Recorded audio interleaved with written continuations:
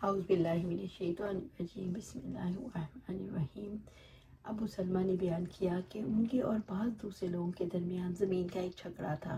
ان کا ذکر انہوں نے عائشہ رضی اللہ تعالیٰ عنہا سے کیا تو انہوں نے بتلایا، ابو سلمہ زمین سے پرہیز کر، کہ نبی صلی اللہ علیہ وآلہ وسلم نے فرمایا، اگر کسی شخص نے ایک بالش بھر زمین بھی کسی دوسرے کی ظلم سے لے لی تو 7 زمینوں کا طوق قیامت کے دن اس کی گردن میں ڈالا جائے گا۔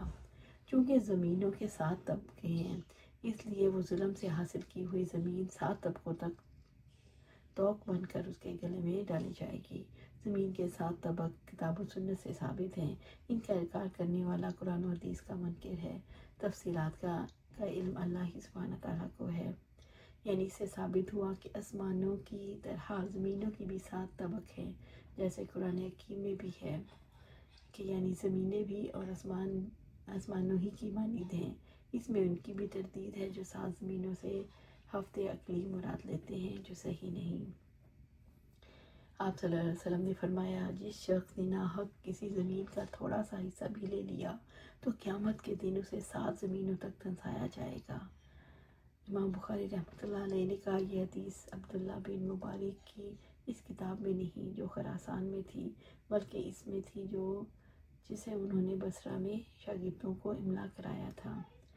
جب کوئی شخص کسی دوسرے کو کسی چیز کی اجازت دے دے تو وہ استعمال کر سکتا ہے۔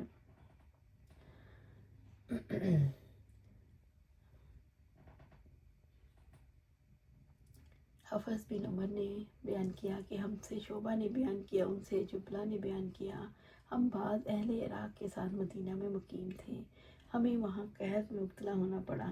عبداللہ بن زبیر رضی اللہ تعالیٰ عنہ کھانے کے لیے ہمارے پاس کھجور بھجوایا کرتے تھے۔ عبداللہ بن عمر رضی اللہ تعالیٰ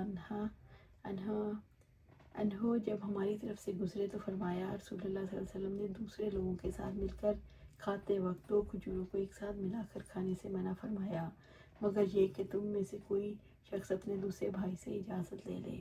ظاہر یہ ہے کہ نزدیک یہ نہیں تحریمی ہے، دوسرے علماء کے نزدیک تنزیہی ہے، اور وجہ ممانعت کی ظاہر ہے، دوسرے کا حق تلف کرنا ہے، اور اس سے حرص اور طمع معلوم ہوتی ہے۔ نووی نے کہا، اگر کھجور مشترک ہو تو دوسرے شریکوں کی بن اجازت ایسا کرنا حرام ہے، ورنہ مکروہ ہے۔ حافظ نے کہا، اس حدیث سے اس شخص کا مذہب قوی ہوتا ہے جس نے مجہول کا ہبہ جائز رکھا ہے۔ ابو شعیب رضی اللہ تعالیٰ عنہ کہا جاتا تھا کہ ایک کسائی غلام تھا۔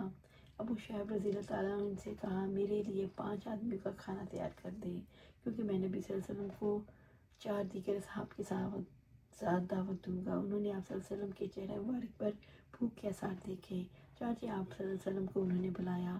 ایک اور شخص آپ کے ساتھ بن بلائے چلا گیا۔ آپ صلی اللہ علیہ وسلم نے صاحب خانہ سے فرمایا، یہ آدمی بھی ہمارے ساتھ آ گیا ہے، کیا اس کے لیے تمہاری اجازت ہے؟ انہوں نے کہا، جی ہاں اجازت ہے۔ یہ حدیث اوپر گزر چکی۔ امام بخاری رحمۃ اللہ علیہ نے اس باب کا مطلب بھی اس حدیث سے ثابت کیا، بن بلائے دعوت میں جانا اور کھانا کھانا درست نہیں، مگر جب صاحب خانہ اجازت دے دے تو درست ہو گیا۔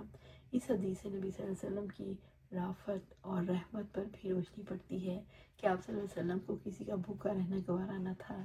ایک باخدا بزرگ انسان کی یہی شان ہونی چاہیے، صلی اللہ علیہ وآلہ وسلم۔ اللہ سبحانہ تعالیٰ سے دعائیں ہمیں قرآن و سنت پر عمل کرنے کی توفیق دے، اس پر جمع دے، اور جنت الفردوس میں اعلیٰ مقام پر اپنے پاس گھر